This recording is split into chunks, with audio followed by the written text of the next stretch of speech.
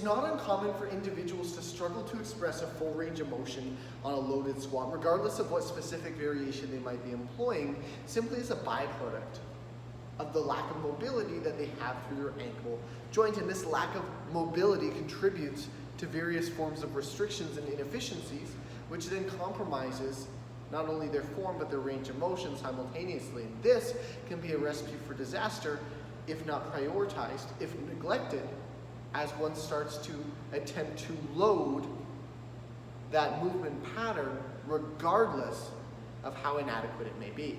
So in today's video, I'll be covering 4 simple drills that prioritize this exact area of restriction and lacking mobility. Now, understanding as much, it's important to recognize that there is no one-size-fits-all approach. And these 4 drills, although effective and progressive when it comes to prioritizing this area of restriction, certainly don't take into account everybody's individual limitations. But there is something to be said for forming a basic foundation, for setting up a starting structure with which you can build off of in the future, and at the very least can be somewhat progressive relative to your performance in the weight room. For the drills in this video, you are going to need a foam roller. Having access to a sturdy step or something comparable is also a necessity. Now, you're also going to need a weight plate, preferably a 25-pound plate if you have one, because then you can use it twice. You are going to need this for 2 different drills. Now, assuming you have the weight plate but you don't like to hold on to it because one of the drills will require you to hold on to it, you can get a kettlebell or dumbbell as well. And last but not least, you're going to need access to a moderate tension band. Now, personally, I find it most progressive to do these drills without shoes on. So, before we get started, I'm stepping out of the shoes. Let's get this show on the road. So the first drill that we're going to start with is what's called a squat shift stretch. And I like this stretch because it's going to mimic a similar range of motion to what we're going to find ourselves in the bottom end of a loaded squat. So when you're doing loaded squats and when you're doing bodyweight squats as well, you'll notice that your knees track over your toes. And this stretch itself prioritizes exactly that, incorporating a little bit of load to increase the intensity of the stretch itself. So this is where the weight comes into play. This particular weight, though, doesn't have to be a weight plate. It could be a kettlebell or a dumbbell, whichever you prefer holding. It also doesn't need to be heavy. 5, 10, that's adequate. 15 pounds maybe. If you're quite a bit stronger or you happen to just be using a weight plate, then maybe using a 25, but I really don't see any need to use anything more than that. Now, you're going to be holding this weight plate. I know I've left the camera screen for a brief moment. I will return. Positioning your feet as if you're about to execute a squat. Heels are going to be about in line with your shoulders, and your toes pointed out slightly on an approximate 30-degree angle. You're going to drive your hips back and push your knees out and lower down into a squat until you can rest your forearms right on top of your quads. They should be just behind the knees slightly. Now, from this position, we're going to shift out of the centered position and just drive that weight ever so slightly into the right side. We don't want the heel of the right foot to come up off of the ground. We simply want to apply a relatively moderate stretch. And you should feel that stretch as about maybe a 2 to 4 on the intensity scale. We're going to hold that for about 20 to 30 seconds. If tension releases slightly and you can drive that stretch just a little bit further without the heel coming off of the ground, and you feel so inclined to do so, you're more than welcome to. But don't feel the need to force this. It's a stretch. It's not meant to be torture. Then you'll simply shift back to the center slightly and then transition to the left side. You might even notice one side is tighter than the other. That is not unusual. And again, this is a stretch, not torture, so we're going to hold it for 20 or 30 seconds. You should feel an adequate stretch through the calf area. Make sure that heel doesn't come up off the ground. Shift back to the center, and we'll stand back up and call it a wrap.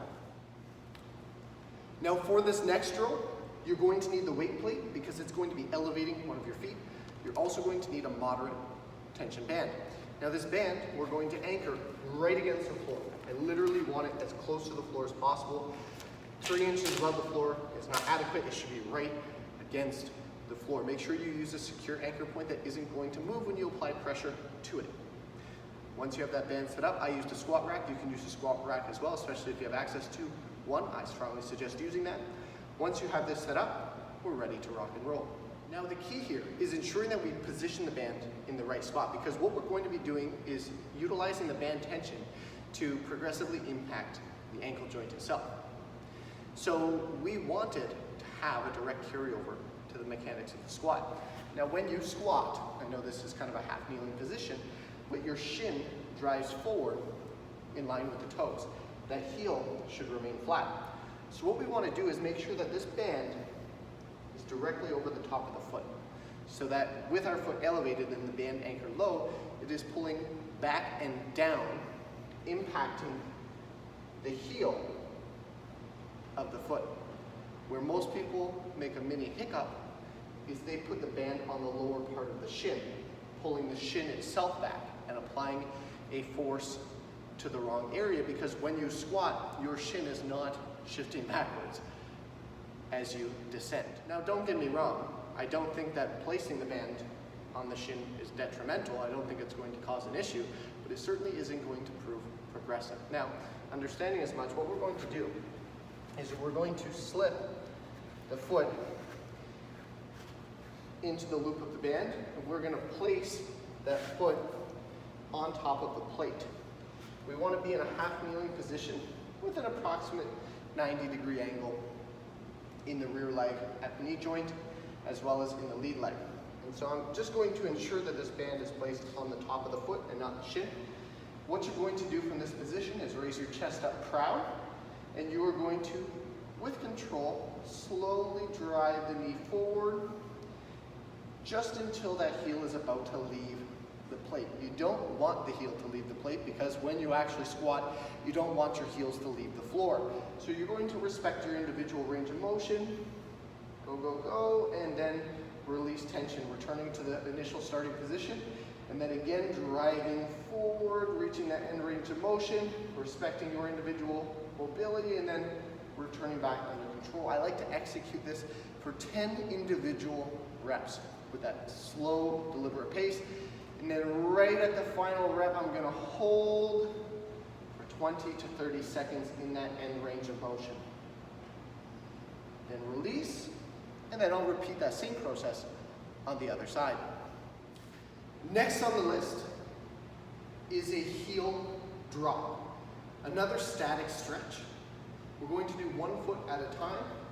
This is what you're going to need the step for. Technically, you could use any slight elevation with which you can get a full stretch through whatever foot you're dropping the heel on. So I'm probably going to leave the screen here. I'm not sure if I'm tall enough to, but I feel like I might. Let's see. Nope, I'm still pretty much in. We'll take it. So what we're going to do is place the heel of the right foot over the edge of the step, and then we're just going to drop that heel down towards the floor, allowing some of our body weight to apply that downward force. We're going to hold that for 30 seconds. Now this might be one of the drills where you would want to put your shoes back on if the surface you're using is uncomfortable and takes away from your ability to focus on the stretch. But if you're using a surface that you can bear the discomfort of, you're more than welcome to continue in your socks, as I am. Once you've finished your right foot, simply transition over to your left foot, and you should feel pretty significant stretch through the calf. Now we want to make sure the leg of the heel, the leg of the foot that the heel is dropping on, there's a tough one to get out in one straight shot, is straight. And we don't want to have a bent knee that's going to take away from the stretch itself.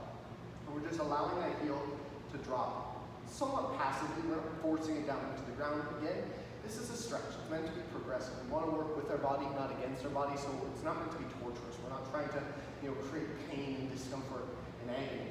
Just a solid 3-4 intensity, and then release. Once you've done each side, we've got one more drill to get to. This final drill is where the foam roller comes into play. You'll notice that the first 3 drills we did all got blood flowing to the calves. Now we're going to do some direct tissue work on the calves. I personally find that it's a little bit more impactful when that area is a little bit warm. When you try and do self-myofascial release on a cold area of the body, it hurts a lot more, and personally I found that it doesn't seem to be all that beneficial, because if anything I'm just grimacing through the pain, and I feel like the musculature is getting more restricted, almost as if it's a defense mechanism to the discomfort itself. Now, that doesn't mean that foam rolling, once you're warm, doesn't have any discomfort, but it certainly is a lot more manageable, and I find as a byproduct, the work we do is more impactful. So, knowing as much, foam roller goes underneath the calf, and I'm going to focus on rolling from just below the knee to right above the heel. I'm going to elevate my body weight, and I'm simply going to roll back and forth and do a little bit of freestyling. Turn the position of the foot and really focus on targeting that entire muscle belly. I might change the foot position by pointing it, pulling the toes back, all sorts of freestyling movement. And when I find trouble areas, I might apply further downward pressure. I might even cross one foot over and then try and lift my bum up off the ground and really tack down that area and work on those knots and restrictions. Generally, I'm going to spend about 45 to 60 seconds per side working on that tissue. And you'll notice I'm moving slowly and deliberately. Rushing through this is rarely as progressive. And that's why I set a timer, because regardless of how fast I may move, at the end of the day, 45 seconds is 45 seconds, 60 seconds is 60 seconds. So even though I may want to rush because it's a little bit uncomfortable, it allows me the proper mindset to realize that regardless, I'm stuck here for 60 seconds, move slowly and deliberately. Whereas if your mindset was, I'm going to do 15 passes back and forth, you're much more likely to rack them off quickly, and as a byproduct, not get the same benefit from doing it. And those are the 4 drills: the squat shift stretch, the banded ankle mobility drill, the heel drop stretch, and the foam roller. I run through each of those one time in that exact order, and I ensure that I do equal parts on the right and the left. That's it. Now, as I mentioned, this is not a one-size-fits-all approach, nor is it an exhaustive list of potentially progressive drills that you can incorporate into your warm-up routine, but hopefully they prove to be of some use to you. If you found this video to be beneficial, please follow, subscribe depending on what social media platform you're seeing this on, and as per usual, if you have any specific questions regarding training, nutrition, or lifestyle in general, send them my way, and if I'm able to cover them in an upcoming post, you bet I will.